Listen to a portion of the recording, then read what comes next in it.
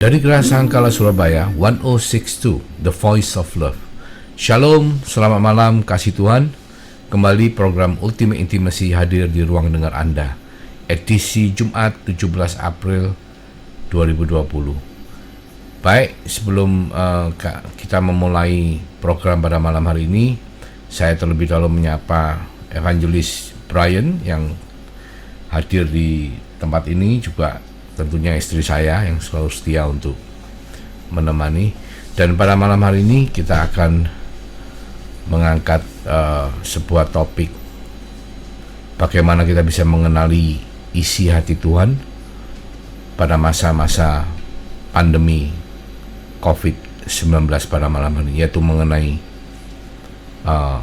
pertumbuhan atau growth ya. Baik, sebelum itu kita satukan hati, kita berdoa.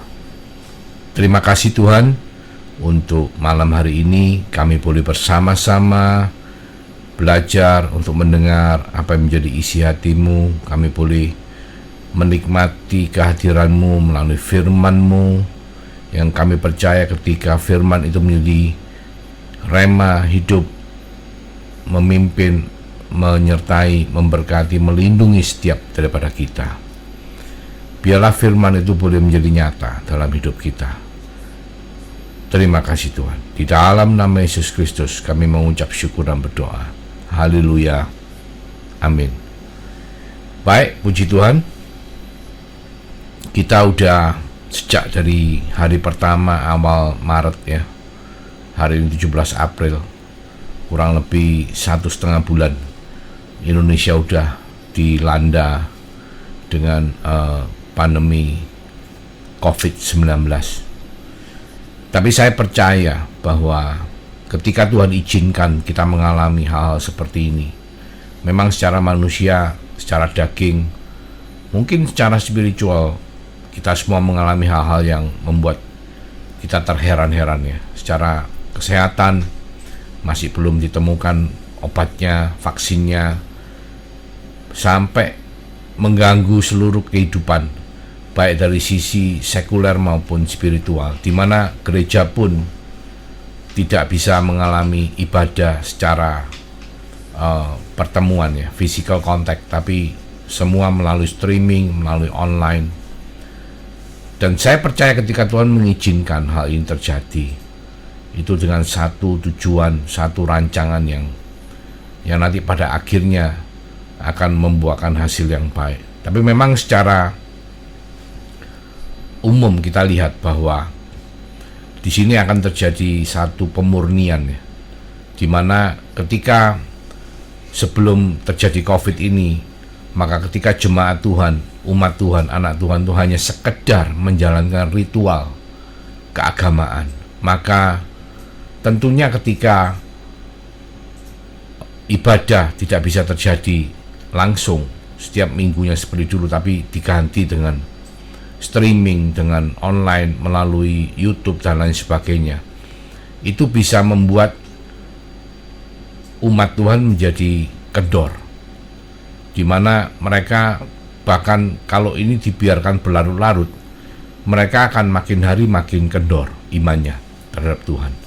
Karena kita semua tahu bahwa iman itu timbul dari pendengaran akan firman Kristus, di mana ketika firman itu masuk melalui telinga kita, mengubah pikiran kita, mengubah jiwa kita, maka kita akan makin bertumbuh di dalam Tuhan. Iman kita akan bertumbuh, karena kita tahu bahwa iman itu bukan dari diri kita sendiri, tapi melainkan dari Tuhan. Tuhan yang memberikan kita pertumbuhan melalui akal budi kita, melalui pengertian kita, melalui hati kita. Nah, ketika hal ini terjadi terus-menerus dan berlangsung dalam jangka waktu yang cukup lama, maka umat Tuhan yang tidak betul-betul mencari wajah Tuhan, maka mereka akan mengalami kekendoran. Nah, ini sesuatu yang harus kita perhatikan ya. Jadi bagaimana ketika hal ini terjadi, bagaimana kita menyikapi supaya seiring berjalannya waktu, karena kita nggak tahu berapa lama ini nanti akan berakhir. Yang kita tahu dasar dari pengalaman 100 tahun yang lalu, ketika terjadi flu Spanyol ya, tahun 1918, itu selesainya 1920, berarti bisa 2 tahun, karena memang secara medis untuk satu vaksin itu boleh dipakai ke manusia, itu prosesnya bisa dari awal pembuatan tes ke binatang sampai bisa diuji cobakan ke manusia, itu bisa makan waktu paling cepat 18 bulan. Kita memang sudah berjalan 6 bulan sejak pertama ditemukan flu COVID-19 ini di Wuhan, China ya, waktu itu bulan November ya. Sekarang sudah bulan 4, berarti sudah 6 bulan. Nah, paling cepat setahun lagi vaksin itu bisa terjadi. Sedangkan kalau kita biarkan secara alami, maka akan terjadi yang dinamakan herd immunity, itu di mana semua manusia akan terjangkit oleh COVID-19. Nah, ketika itu terjadi, maka rate of fatality atau tingkat kematiannya itu mencapai antara 3-5% ya, berdasarkan statistik ya.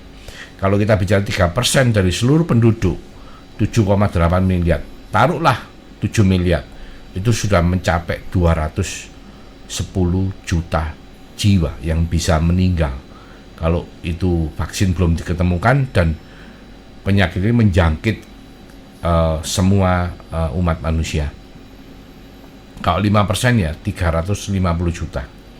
Dan ini bisa menjadi satu hal yang mengerikan sekali, mengingat 100 tahun yang lalu itu flu Spanyol itu membinasakan sekitar 50 juta jiwa.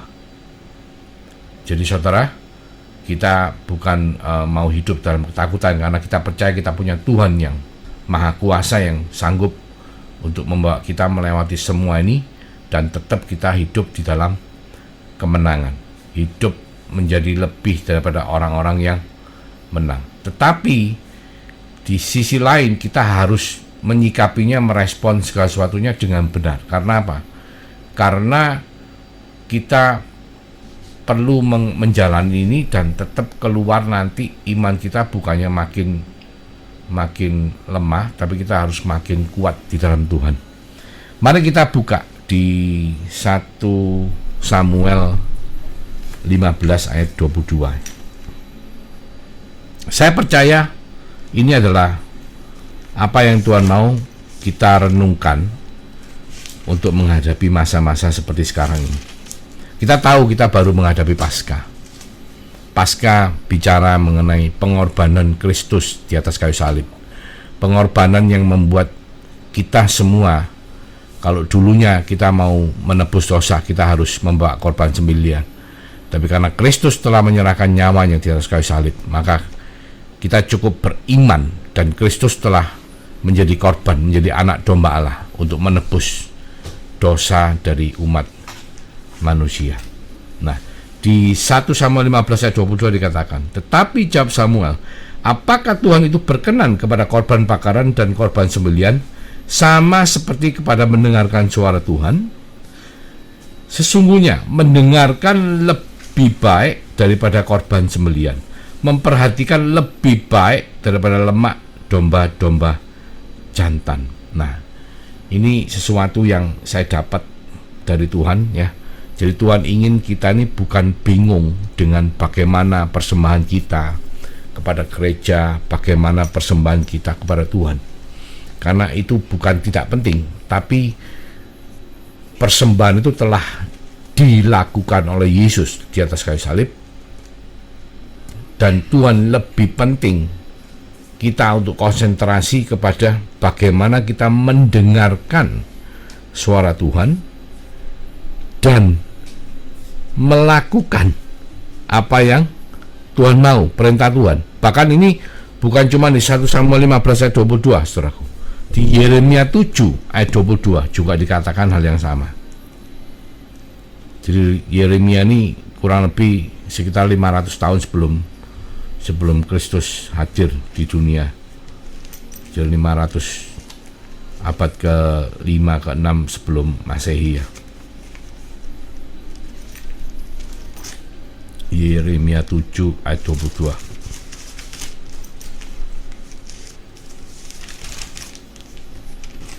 Sungguh, pada waktu aku membawa nenek moyangmu keluar dari tanah Mesir, aku tidak mengatakan atau memerintahkan kepada mereka sesuatu tentang korban bakaran dan korban sembelihan. Hanya yang berikut inilah yang telah kuperintahkan kepada mereka. Dengarkanlah suaraku, maka aku akan menjadi Allahmu dan kamu akan menjadi umatku, dan ikutilah seluruh jalan yang kuperintahkan kepadamu supaya kamu berbahagia.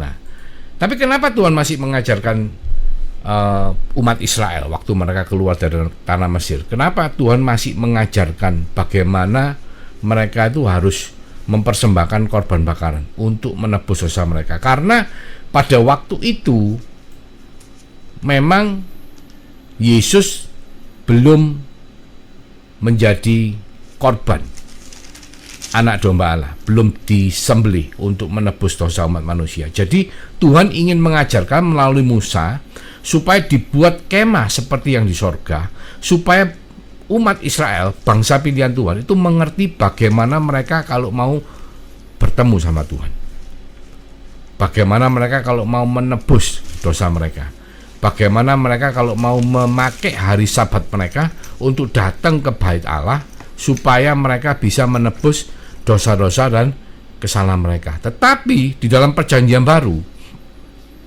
dengan kematian Kristus di atas kayu salib hari ini, dengan iman kita, maka kita sudah bisa masuk ke bait Allah, ketemu dengan Tuhan. Kita tidak usah bawa korban sembelihan lagi. Tapi apa yang harus kita lakukan adalah setelah kita ketemu dengan Tuhan, kita harus mendengarkan suara Tuhan. Jadi ini merupakan step berikutnya. Kalau pertama kita tobat, kita mengaku Yesus Kristus sebagai Tuhan dan Juru Selamat, status kita sebagai anak. Ya, mungkin sebagai anak kita bingung bagaimana menyenangkan hati orang tua, membawa korban sembelihan. Kalau dulu sebelum adanya COVID-19, kita ke gereja membawa persembahan kepada gereja. Tapi Tuhan, ini kalau bahasa Inggris yang ngomong frankly speaking, sebenarnya kalau kita mau bicara jujur, Tuhan tidak butuh persembahan kita, tapi Tuhan butuh kita untuk taat, mendengar suara Tuhan, bukan hanya mendengar dan melakukan. Kenapa dibagi? Karena kita harus belajar mendengar untuk bisa mengetahui suara Tuhan yang benar. Dan setelah kita mendengar suara Tuhan yang benar, kita harus belajar untuk taat, melakukan apa yang Tuhan mau. Nah, seringkali kita bingung bagaimana kita bisa mempersembahkan ini, bagaimana kita bisa melakukan ini, itu. Tapi kita lupa apa yang menjadi isi hati Tuhan. Kita lupa. Kalau secara umum isi hati Tuhan adalah apa yang tertera di Alkitab. Mulai dari Perjanjian Lama, Kejadian 1 ayat 1 sampai Wahyu habis. Itu adalah isi hati Tuhan yang umum. Tapi ada yang khusus. Apa itu? Ya, yang khusus ya bicara pribadi lepas pribadi. Dan itu kita memang harus belajar untuk mendengarkan suara Tuhan. Nah, kita tahu kalau dulu mungkin banyak dari kita waktu sebelum COVID-19 ini terjadi masih boleh ke gereja ya. Kita mungkin ya seminggu minim sekali lah ke gereja hari Minggu. Ya kadang-kadang kalau ada yang doa malam, ada yang mungkin pertemuan tengah minggu, atau mungkin CG ya, atau family altar, itu kita bisa tengah minggu kita ketemu. Nah, pada waktu-waktu itu mungkin kita cari Tuhan, kita menyembah Tuhan, kita berdoa, kita baca firman, kita merenungkan ya. Tapi hari-hari ini setelah terjadi COVID, di mana kita tidak bisa berkumpul secara kerumunan massa lebih jumlah tertentu, sehingga ibadah pun tidak bisa serentak pada satu tempat, tetapi di rumah masing-masing. Nah, ketika hal itu terjadi, bukan berarti kita punya alasan untuk tidak mencari wajah Tuhan. Bukan berarti kita punya alasan untuk tidak melakukan ibadah kita. Tapi Tuhan ingin kita belajar untuk mendengar suara Tuhan lebih lagi. Kalau dulunya mungkin ke gereja baru dengar, Tuhan sekarang kepingin kita mendengar di rumah kita masing-masing, dimanapun kita diletakkan sama Tuhan. Yang kerja di rumah, work from home misalnya, ya bisa banyak belajar baca Alkitab di rumah. Yang mungkin masih bekerja di kantor, ya karena mungkin pekerjaan sekarang tidak sesibuk dulu, karena memang aktivitas perekonomian tidak seperti dahulu. Itu kita belajar untuk memakai waktu lebih mencari wajah Tuhan, belajar mendengar suara Tuhan, mulai dari yang umum, yaitu apa? Baca firman Tuhan. Atau bahkan mungkin kalau dulu saudara cuma hari Minggu ke gereja, nah hari-hari ini saudara bisa streaming setiap hari. Ya, hari-hari ini banyak gereja-gereja sudah mulai siaran streaming. Bahkan radio ini pun malam hari ini pun kadang-kala juga bisa Anda dapatkan secara streaming maupun nanti di YouTube. Anda bisa mendengar ulang. Dan saya percaya tidak ada yang sia-sia, saudara. Ketika saudara melatih ibadah saudara, mendengar suara Tuhan, saya percaya itu akan membuat satu perubahan yang nyata dalam kehidupan setiap daripada kita. Karena tidak ada firman Tuhan yang ditabur sia-sia. Saudara pasti akan mendapatkan banyak sekali manfaatnya. Karena apa? Iman timbul dari pendengaran akan firman Kristus, ya, bukan firman Allah, ya. Saya katakan bukan karena memang di ayatnya ditulis firman Kristus. Coba kita lihat di Roma 10 ayat 17. Kenapa kok ada perbedaan antara Kristus dengan Allah, ya? Roma 10 ayat 17. Jadi iman timbul dari pendengaran, dan pendengaran oleh firman Kristus. Apa yang dimaksud firman Kristus? Kok tidak ditulis firman Allah saja? Karena Kristus adalah Kristos, bahasa Yunani-nya, atau artinya yang diurapi. Jadi yang dimaksud adalah begini. Karena Yesus atau Kristus itu adalah satu pribadi dari Allah Tritunggal, ya. Jadi dia hadir dari awal penciptaan bumi sampai pada Omega, Alfa dan Omega, karena dia adalah yang awal dan yang akhir. Nah, bagaimana caranya iman kita bisa timbul? Adalah ketika kita bisa menemukan Kristus mulai dari kitab Kejadian sampai kitab Wahyu. Nah, itu penting sekali, saudara. Jadi kalau saudara baca, misalnya contoh Kejadian 1 ayat 1 dikatakan, pada mulanya, ya, Allah berfirman. Betul nggak? Coba kita baca yang real aja, ya. Jangan Kejadian 1 ayat 1.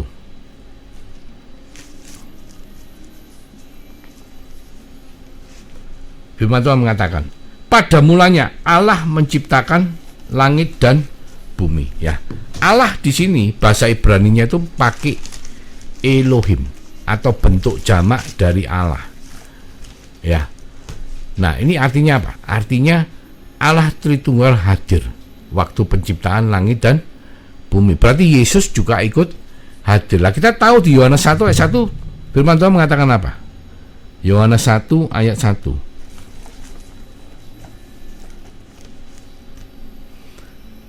Pada mulanya adalah firman. Firman itu bersama-sama dengan Allah, dan firman itu adalah Allah, dan firman itu adalah logos. Logos itu genome atau menjelma menjadi manusia yang dinamakan Yesus Kristus. Jadi Kristus itu hadir pada penciptaan awal. Kejadian 1 ayat 1, penciptaan sorga dan bumi. Nah, hal-hal seperti ini, saudaraku, ketika kita menemukan pada waktu kita mendengar suara Allah atau membaca firman, Kita menemukan Kristus di kitab Kejadian. Bahkan waktu, kalau saya langsung lompat di waktu ada yang dikatakan malaikat Tuhan menemui Abraham, ya toh. Nah, itu adalah malaikat Tuhannya pakai huruf besar. Itu adalah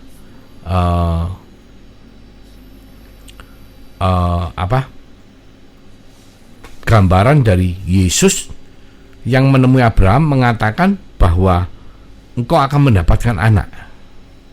Juga pada waktu malaikat Tuhan huruf besar datang menemui papanya Simpson, ya, mengatakan nanti kamu akan punya anak.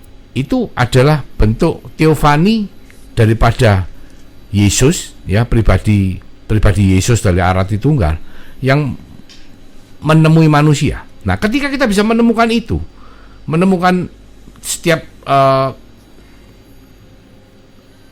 ayat atau pasal, contoh di Imamat, di mana kita bisa menemukan Kristus di Imamat.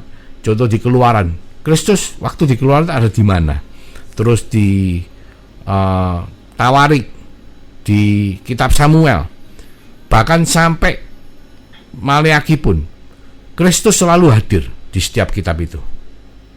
Nah, ketika kita bisa menemukan Kristus di setiap kitab yang kita baca, maka iman kita akan tumbuh. Karena apa? Perjanjian lama itu adalah nubuatan dari kedatangan Kristus, dan semua digenapi di perjanjian baru. Kedatangan yang pertama semua sudah digenapi di perjanjian yang baru. Kedatangan yang kedua dari kitab Daniel, profesinya, nubuatannya masih belum digenapi, karena second coming, kita bicara mengenai eskatologi. Itu kedatangan Tuhan Yesus yang kedua. Nah, ketika kita bisa merangkumkan itu dari kitab Kejadian sampai Wahyu, maka iman kita akan bertumbuh. Oleh karena itu Roma 10 ayat 17 mengatakan iman itu timbul dari pendengaran akan firman Kristus. Jadi usahakan saudara, ketika kita baca firman, kita bisa menemukan Kristus di setiap kitab yang kita baca. Misalnya kitab Imamat. Loh Pak, kitab Imamat tuh mana ada Kristusnya? Nah sekarang saya tanya, Imamat tuh artinya apa? Imam. Lah Yesus itu apa? Imam besar. Jadi semua yang ada di kitab Imamat itu bicara mengenai Tuhan Yesus, yang mana semua nanti digenapi di perjanjian baru. Jadi seperti itu. Keluaran. Di Keluaran kapan Pak ada Kristus? Pada waktu terjadi Paskah pertama di Mesir, itu sudah merupakan lambang dari bagaimana nanti Kristus menjadi korban untuk menebus semua dosa umat manusia. Jadi hal seperti itu ketika kita belajar mendengar suara Tuhan, dan itu yang Tuhan mau pada masa-masa COVID begini. Jangan sampai kita membiarkan iman kita kendor, tapi bahkan Tuhan memberikan kita banyak waktu. Kalau dulu mungkin kita semua sibuk, yang bekerja, baik yang ikut orang maupun yang berusaha, kita sibuk bekerja, kita tidak punya waktu banyak untuk mendengarkan suara Tuhan. Sekarang Tuhan memberikan kita waktu sangat banyak untuk bisa mendengarkan suara Tuhan secara umum.